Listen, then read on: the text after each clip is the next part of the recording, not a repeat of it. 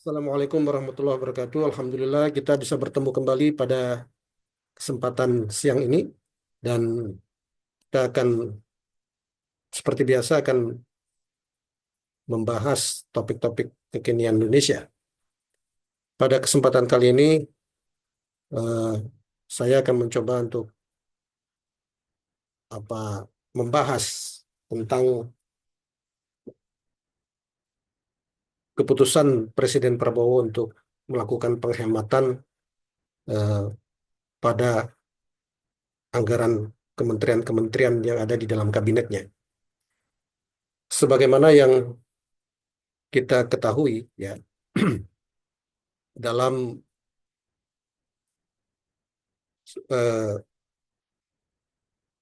pidato beliau ketika memberikan sambutan di 10 Februari 2025 saat membuka Kongres ke-18 Muslimat Nadatul Ulama di Surabaya. Dalam pidatonya, Presiden Prabowo menegaskan kembali bahwa keputusan dia untuk melakukan penghematan anggaran bagi sejumlah kementerian itu ditujukan untuk apa kepentingan rakyat, ya, untuk mengurangi pengeluaran yang tidak perlu. Bahkan pada kesempatan itu beliau menyampaikan ada eh, dia katakan sebagai raja kecil, ya, pihak-pihak yang berusaha menghalangi dan melawan keputusannya dalam melakukan penghematan tersebut. Jadi teman-teman, jadi ketika apa Presiden Prabowo ya eh, menghendaki penghematan anggaran, tentulah membutuhkan pelaksana dan pengawal ya. Bahkan inisiator di lapangan untuk menjaga efektif kebijakan tersebut ya. Nah, disinilah kemudian penghematan anggaran tersebut pada saat yang bersama juga membutuhkan ya perilaku, habit, frugal life. Ya, apa itu frugal life? Frugal life adalah perilaku berhemat dari eh, pejabat-pejabat publik penting seperti menteri ya yang memimpin kementerian, gubernur, pimpinan provinsi, wali kota dan bupati, pimpinan kota dan kabupaten. Jadi mereka-mereka ini adalah tokoh birokrasi, pejabat negara, pejabat publik yang perilaku mereka juga akan ikut menentukan keberhasilan penghematan anggaran tersebut. Jadi kalau kita telah lebih dalam ya, eh, ada 5 apa habit ya, 5 perilaku frugal life, kehidupan berhemat ya, bagi para pejabat publik yang perlu terus diinternalisasi sehingga perilaku itu menjadikan kebiasaan normal dan umum dari pejabat publik Indonesia. Dengan apa menginternalisasikan perilaku-perilaku yang kita cantumkan di tayangan slide ini, maka ke depan kita berharap bisa menyaksikan pejabat publik yang tampil dalam pandangan publik dengan perilaku inklusif, tidak eksklusif, ya. Inklusif secara institusional, jadi mereka dengan bawahannya, dengan stafnya eh, dekat, ya, familiar, tidak ada jarak, dan juga inklusif secara kultural dan sosial dengan masyarakat, dengan rakyat yang dilayani juga apa dekat, ya, tidak menjaga jarak. Nah, perilaku-perilaku frugal life yang bisa kita contohkan adalah antara lain ada 5 perilaku berhemat bagi pejabat publik, ya. Yang pertama itu adalah mindful spending, artinya mengalokasikan dana itu dengan pertimbangan yang penuh bahwa setiap dana yang keluar itu bisa berdampak maksimal kepada kepentingan publik, ya. Contohnya apa? Bagaimana penggunaan aset dan sumber daya kementerian yang optimal, ya. Jadi misalnya menggunakan bangunan atau ruang kerja yang lebih efisien dan hemat energi, ya. Misalnya AC-nya tidak apa tidak diumbar apa penggunaannya. Kalau di Cina misalnya mereka dalam rangka penghematan itu AC di kantor-kantor pemerintah itu pada musim panas itu tidak boleh lebih tinggi dari 26 derajat, misalnya begitu, ya. Begitu juga penggunaan kertas bahkan, ya. Apalagi sekarang sudah eranya paperless, eh, penggunaan ATK dalam bentuk kertas itu lebih lagi tidak tidak bisa dihemat, bisa dikurangi secara signifikan, ya. Kemudian juga misalnya dalam efisiensi perjalanan dinas, ya. Kita bisa melihat misalnya eh, apa pejabat-pejabat di negara lain, ya. Mereka contoh misalnya di Kanada itu, ya, kalau tidak perlu melakukan perjalanan dinas ya tidak perlu dilakukan karena aktivitas rapat misalnya koordinasi antara menteri dengan eh, kepala daerah atau dengan kepala dinas di daerah itu bisa dilakukan secara online, ya, dengan teleconference, dengan video conference, dengan Zoom atau perangkat-perangkat digital lainnya yang hari ini sudah sangat sangat lumrah, sudah biasa dilakukan.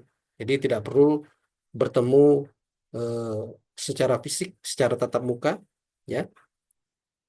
Itu lebih menghemat biaya dan lebih juga menghemat energi dan waktu, ya. Nah, kemudian juga frugal life yang kedua adalah memprioritaskan kebutuhan bukan keinginan, ya. Fokus pada pemenuhan kebutuhan pokok institusinya, ya. Eh, Misalnya mengoptimalkan penggunaan bangunan yang sudah ada untuk berbagai fungsi pemerintahan. Jadi tidak ada apa bangunan aset pemerintah kantor yang tidak digunakan secara efisien, ya, tidak menganggur, gitu, ya. Memampatkan teknologi eh, untuk mengurangi penggunaan kertas dan energi tadi, ya. Sorry, itu itu sudah saya sampaikan tadi, ya. Memprioritaskan kebutuhan dibandingkan eh, keinginan itu misalnya mengoptimalkan penggunaan bangunan yang sudah ada untuk berbagai fungsi pemerintahan daripada membuat gedung baru yang tidak mendesak, ya. Cukup memanfaatkan gedung yang ada, diefisienkan penggunaannya, ya.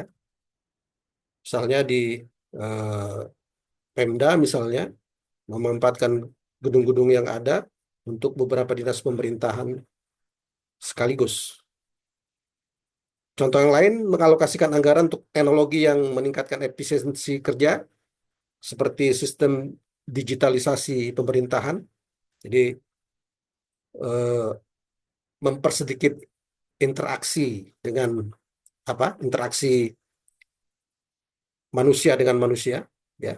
Tapi interaksinya banyak dilakukan melalui proses digital dan ini lebih lebih aman dari perilaku korupsi, ya, dan lebih efisien dan lebih transparan, ya, dan juga lebih cepat. Nah, kemudian termasuk, ya, di dalam memprioritaskan apa Saya ulangi, termasuk di dalam perilaku atau habit yang kategori frugal living ini adalah bagaimana membuat atau menjalankan anggaran itu benar-benar tujuan pencapaiannya itu jelas dan fokus, ya. Jadi bisa membedakan antara pengeluaran yang penting, yaitu pengeluaran yang bisa signifikan berkontribusi terhadap pencapaian tujuan, dan pengeluaran yang kurang penting. Termasuk khususnya dalam program-program utama dari pemerintah, misalnya pada makan bergizi gratis, ya. Aspek penting yang perlu dijaga ya terkait kualitas gizi makanannya, ya, logistik dan distribusinya, pengadaan bahan bakunya, kemudian pendampingan dan edukasi bagi apa penerima manfaat yaitu anak-anak, ibu hamil, ya. Kemudian monitoring dan evaluasi dari program tersebut. Nah, ini adalah aspek-aspek penting sehingga anggaran memang difokuskan pada kegiatan-kegiatan penting. Tapi kegiatan-kegiatan yang kurang penting seperti kemasan dari makanannya harus tampak mewah, itu tidak menjadi hal yang harus apa dilakukan. Anggaran untuk seperti itu bisa dipangkas atau melakukan seremonial, acara promosi atau acara seremonial lainnya yang terkait dengan eh, memberi makan bergizi gratis itu, termasuk pengadaan alat-alat yang tidak esensial, yang tidak tidak berkontribusi terhadap pencapaian target utama, ya. Nah, kemudian yang selanjutnya adalah akomodasi terhadap sustainable living, ya. Apa itu sustainable living? Itu adalah berkaitan dengan ya penggunaan sumber daya dan memilih produk yang ramah lingkungan dan berkontribusi terhadap keberlanjutan, ya. Lingkungan ini juga merupakan eh, perilaku berhemat. Contohnya misalnya memasang listrik dengan tenaga surya di gedung-gedung pemerintah, ya. Bahkan kalau di negara Eropa misalnya eh, dengan turbin, ya, turbin angin, listrik dari tenaga turbin angin. Jadi tidak dengan listriknya tidak dari coal, tidak dari batu bara yang eh, apa bisa merusak lingkungan dan itu berimplikasi mengeluarkan biaya yang besar bagi eh, perbaikan lingkungan. Nah, itu juga aspek yang perlu diperhatikan, seperti menggunakan lampu LED yang hemat energi. Itu juga hal-hal yang perlu diperhatikan di dalam eh, apa perilaku berhemat dari pejabat publik sebagai pimpinan institusi. Bisa juga tidak menggunakan kendaraan pribadi tadi digantikan dengan bisa ditiru seperti Belanda menggunakan sepeda misalnya atau menggunakan transportasi umum untuk pejabat publik Indonesia, ya, atau ya menggunakan kendaraan listrik, ya, kendaraan yang tidak menggunakan energi BBM. Atau kalau konteks kita misalnya karena apa eh, kalaupun diharuskan menggunakan kendaraan umum itu bisa menghambat misalnya karena ada kemacetan, ada apa mode transportasi yang tidak saling connect, misalnya seseorang pejabat misalnya tinggal di Bogor, kerja di Jakarta, dia naik kereta, nah ke kantornya ya eh, atau pulang ke rumahnya dia tidak bisa langsung connect dengan apa mode transportasi tertentu, harus menunggu, harus antrian, ya, harus menunggu. Nah, yang seperti itu bisa diakomodasi misalnya untuk ketika ya working from home ya, bekerja dari rumah pada eh, jam-jam sibuk ya, atau seperti yang telah diakomodasi, saya lihat apa telah tersebar, mungkin itu belum diimplementasikan, tapi ada keinginan pemerintah untuk melakukan 3 hari kerja bagi ASN. Itu juga salah satu contoh akomodasi dari frugal frugal life ya, cara hidup yang berhemat.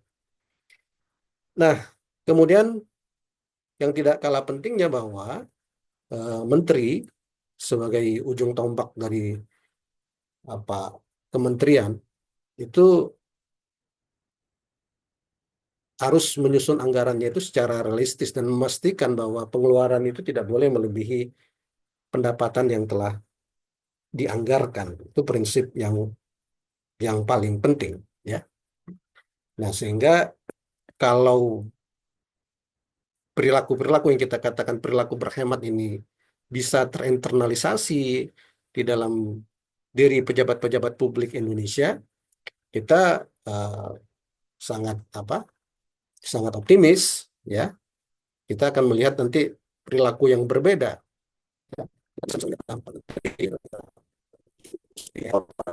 Bahkan pimpinan tertingginya ya hanya tinggal di bukan tinggal di rumah dinas spesifik khusus ya, tapi tinggal di apartemen pribadi seperti orang kebanyakan, atau di Belanda para menterinya naik sepeda ke kantor gitu ya, atau di Inggris eh, kerja naik apa naik sepeda ke kantor. Nah, itu hal-hal seperti itu akan menjadi sesuatu yang menjadi biasa, menjadi sesuatu yang lumrah. Dan kalau itu bisa kita lakukan, maka apa itu menunjukkan eh, frugal life itu bukan lagi sekedar pencitraan yang dipaksakan kepada para pejabat publik, tapi dia sudah menjadi habit, menjadi perilaku.